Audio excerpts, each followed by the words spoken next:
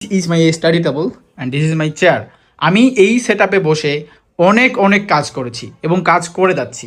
তবে কিছুদিন যাবত আমি নিজের মধ্যে একটা ল্যাকিংস অনুভব করতেছি যে আমার স্বপ্ন পূরণের জন্য আমাকে যতগুলো কাজ করা দরকার বা যতক্ষণ কাজ করা দরকার আমি ততক্ষণ করতেছি না, বা আমার একটা স্টেপ যত দ্রুত নেওয়া দরকার আমি সেটা নিচ্ছি না।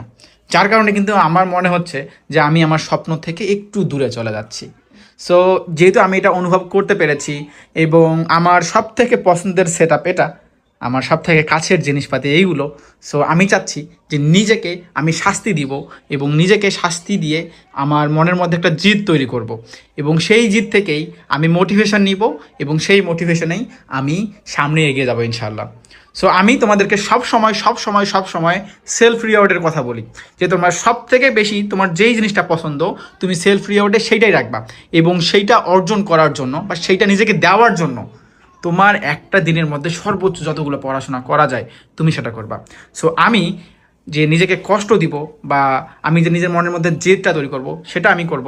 আমার এই যে টেবিলের মধ্যে যে চেয়ারটা আছে সেই চেয়ারটা আমি সরাই ফেলবো আমার টেবিল থেকে এবং সেইখানে আমি এই প্লাস্টিকের চেয়ার দিয়ে আমি বসে থাকবো এবং এখানে বসে আমি পড়াশোনা করবো, এখানে বসে আমি কাজ করব।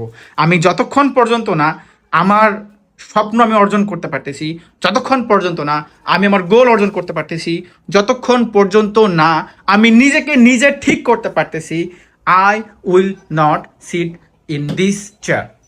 সো আমি কখনোই সেই আরামদায়ক চেয়ারটাতে আর বসতেছি না ভাই। সো আমি নিজেকে চ্যালেঞ্জ দিলাম যে আমি নিজেকে এই আরাম থেকে বাঁচিয়ে রাখবো আমার স্বপ্ন অর্জনের জন্য। আমি নিজেকে আমার কমফোর্ট জোন থেকে বের করে নিয়ে আসবো আমার গোল অ্যাচিভ করার জন্য। এখন পালা তোমার, তুমি তোমার সব থেকে পছন্দের বস্তুকে তোমার বাজিতে লাগাও এবং সেখান থেকে মোটিভেট হয়ে তুমি পড়াশোনাতে কামব্যাক দাও। তোমার যে কোনো জায়গায় তুমি কামব্যাক দিতে পারবা ইনশাল্লাহ।